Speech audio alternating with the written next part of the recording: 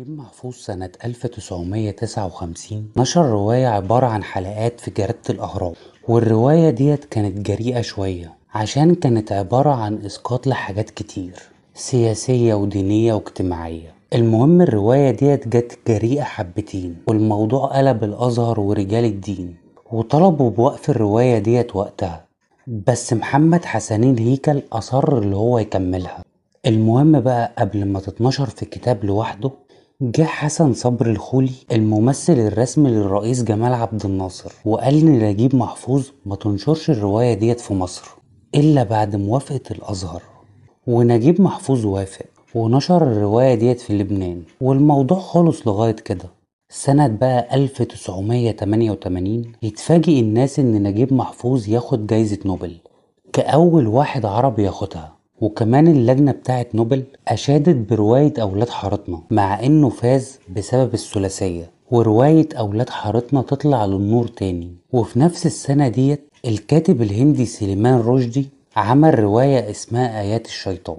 مهم سيرة أولاد حارتنا تطلع للنور تاني وترجع تاني على لسان الناس. والفترة دي بقى كان فترة الجماعات الإسلامية اللي هي كانت في الثمانينات، والجماعات الإسلامية ربطت فوز نجيب محفوظ بجائزة نوبل برواية أولاد حارتنا اللي اللجنة قالت عليها كويسة، وقالوا هو خد نوبل عشان هو ملحد وبيدعي للعلمانية. حتى إن الشيخ عبد الحميد كشك أصدر كتاب وسماه كلمتنا في رواية أولاد حارتنا، هاجم فيه نجيب محفوظ وسماه بالملحد الشيوعي وأفكاره كلها شيطانية، وإن أولاد حارتنا ديت خطر على الأمة الإسلامية. واللي زاد في الموضوع إنهم ما كانوش بيتهموا نجيب محفوظ بالإلحاد بس، لا ده كمان أهدروا دمه. وفي نفس الوقت ده اتشهرت رواية أولاد حارتنا قوي، وكل دور النشر بتجري وراها علشان تنشرها علشان الناس كلها بتتكلم عنها. وسنة 1994 دعوات بتكفير نجيب محفوظ.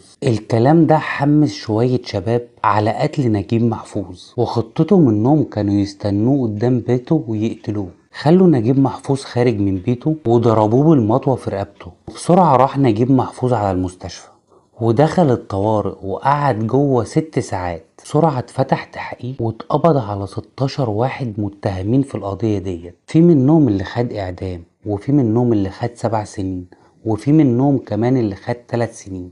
وخلصت القضية على كده، وعاش نجيب محفوظ بعدها لغاية سنة 2006 ومات وهو عنده 95 سنة. ولسه لغاية دلوقتي رواية أولاد حارتنا محل نزاع وخلاف زي ما هي.